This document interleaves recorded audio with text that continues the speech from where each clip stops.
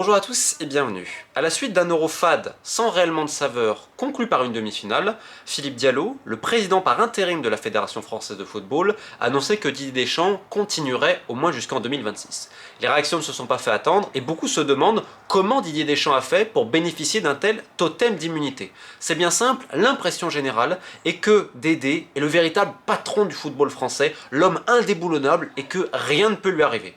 Et je vous rassure, ce n'est pas qu'une impression, c'est une réalité. En fait, auréolé de son prestige, titre de champion du monde, ses finales, et bref, tout ce parcours, et certains vont dire la régularité dans les phases finales globalement des compétitions, eh ben on peut presque rien lui dire. Et à l'époque, quand même, quand il est arrivé au début, il y avait encore le menhir, un président assez fort, qui avait une certaine poigne, indépendamment de toutes les dérives et les autres problèmes, mais Noël Le Graët incarnait un pouvoir fort. Alors pour le coup, il marchait main dans la main avec Didier Deschamps, bien aidé également par l'agent de Deschamps, Jean-Pierre Bernès. On avait également une directrice générale, Florence Ardouin, qui faisait tout ce qui était possible et inimaginable pour plaire à Didier Deschamps. C'est-à-dire que toutes les demandes de Deschamps étaient satisfaites. Et à partir de là, on a créé un homme, en effet, qui bénéficiait d'une puissance absolument incroyable et où il ne serait jamais remis en question.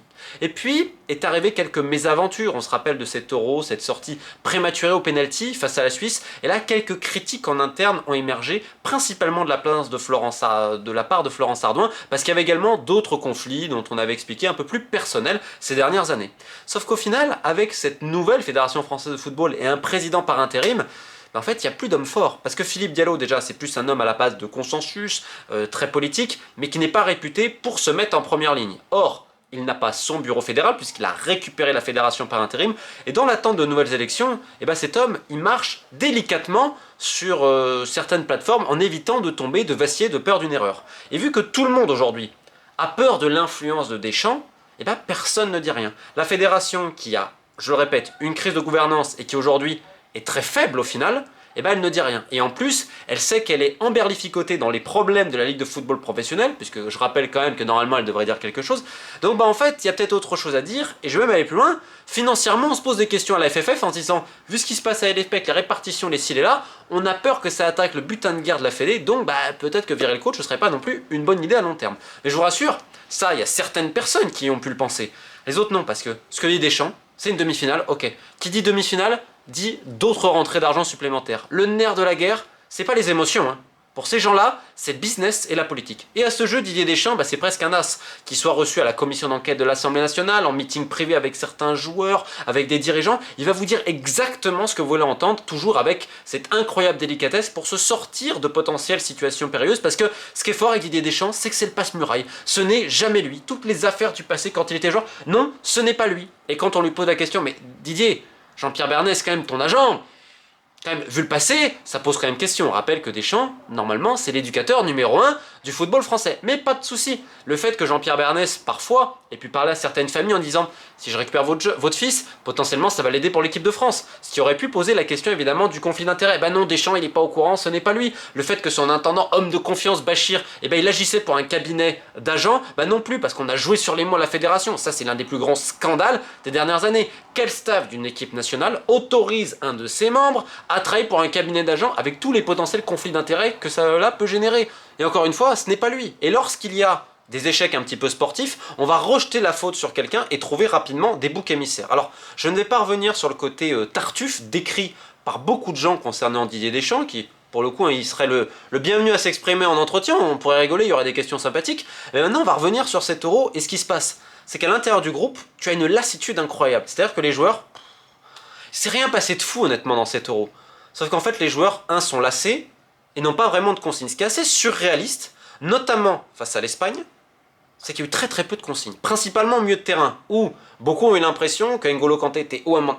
En fait, à un moment donné, on va entendre du banc touche, oui, plus haut, machin. Mais avant, le plan de jeu, apparemment. Et ça, c'est pas une personne, non, c'est l'ensemble des joueurs qui même des fois sont solidaires entre eux en disant ouais, mais on demande beaucoup à lui, mais en fait, c'est un peu débrouille-toi, c'est un peu le plan bis. Et depuis combien de temps l'équipe de France n'a pas eu une prestation satisfaisante dans son expression collective? Parce qu'on peut parler des joueurs, et en effet, il y a des méformes, pourquoi lui, il n'a pas pu jouer.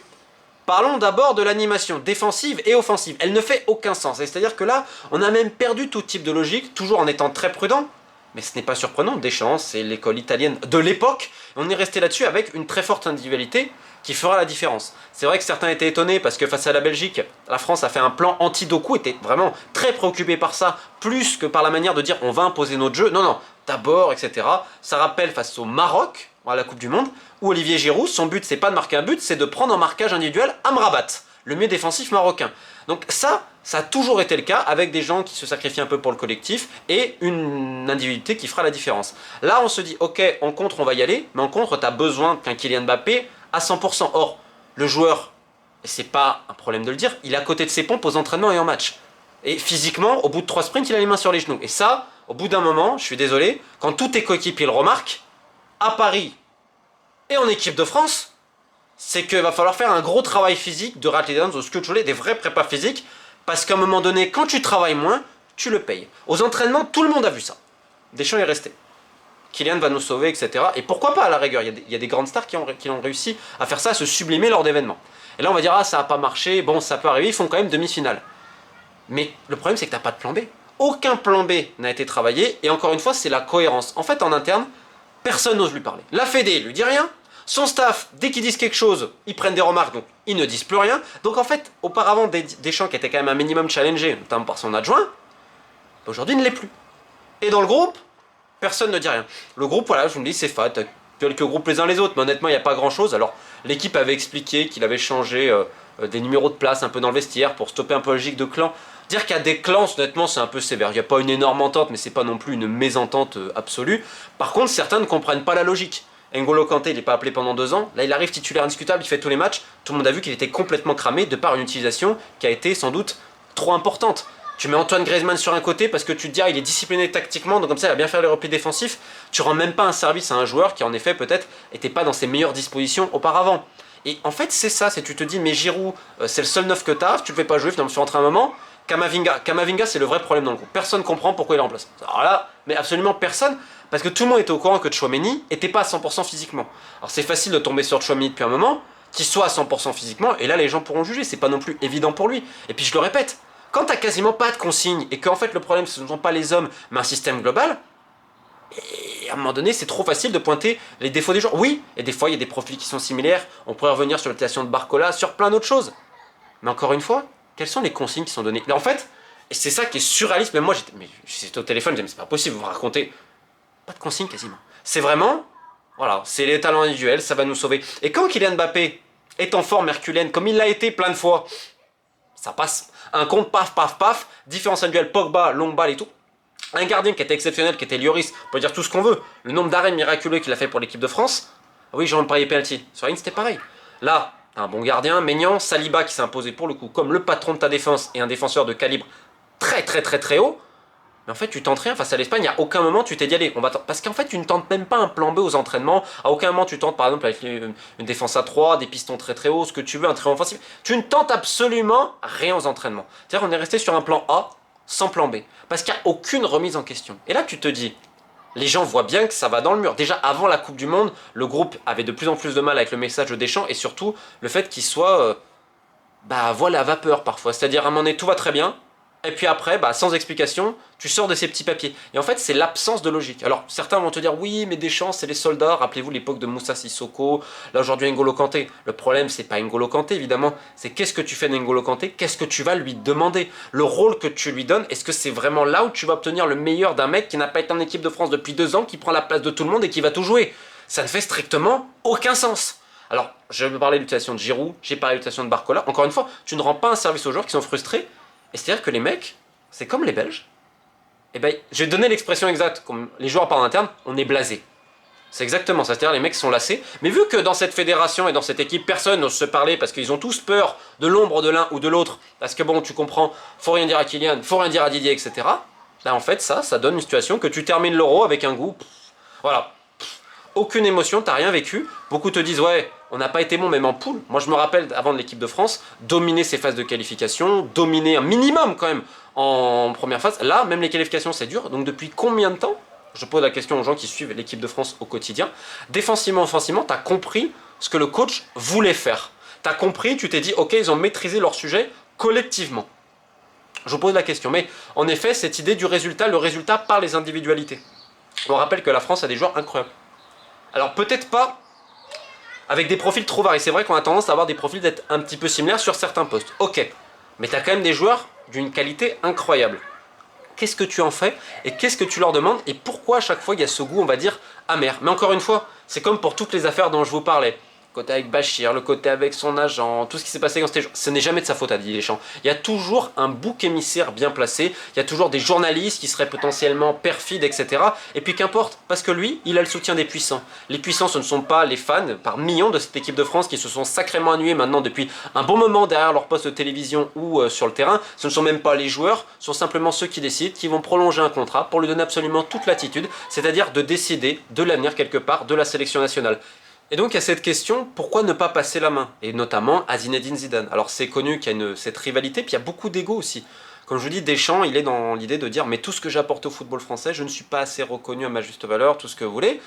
Et en fait, il y a aussi la conflit derrière entre Jean-Pierre Bernès, Alain Migliaccio, Deschamps, Zidane, etc. En fait, on se rend compte, avec Deschamps, qu'on a une politisation très très importante du football à ce niveau-là, et plein d'intérêts, et que le terrain, au final, ce n'est pas tellement la priorité. Je terminerai aussi par une chose qui est assez importante, il y a beaucoup de personnes, mais pareil, on n'ose pas lui dire, qui reprochent un manque de travail.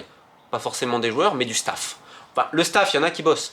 Mais globalement, quand tu vois l'évolution du football et comment on prépare les matchs, etc., le problème quand même en équipe de France, c'est qu'on est relax et que, encore une fois, je le répète, certains joueurs sont livrés à eux-mêmes. Alors peut-être qu'ils n'ont pas été performants, tout ce que vous voulez, mais là, les choix ont été mauvais, la préparation a été mauvaise. Alors oui, tu es sauvé par encore des individualités absolument incroyables et globalement un niveau d'euro, de ce que j'ai cru comprendre, qui était assez médiocre, des circonstances, tout ce que vous voulez, sauf qu'à un moment donné, ça ne dure pas. Et cette politique du tout résultat, quand tu n'as pas le résultat espéré, c'est-à-dire procurer l'émotion aux gens à travers une finale et à travers un titre, et ben en fait, on va pas te détruire mais pas loin parce que derrière, il n'y a presque rien à sauver. Si, il y a une seule chose à sauver, son contrat, ses intérêts. Comme dirait quelqu'un que je connais bien, c'est Deschamps, ma gueule et les autres. Bref, je pourrais revenir sur plein d'autres choses, des petites perfidies et immondices qui sont parfois décrites par des joueurs après leur carrière, notamment chez Colin Interview. On se rend compte de toutes ces petites choses et de ce monde de tartuffe absolument incroyable dans lequel vit l'équipe de France et son sélectionneur.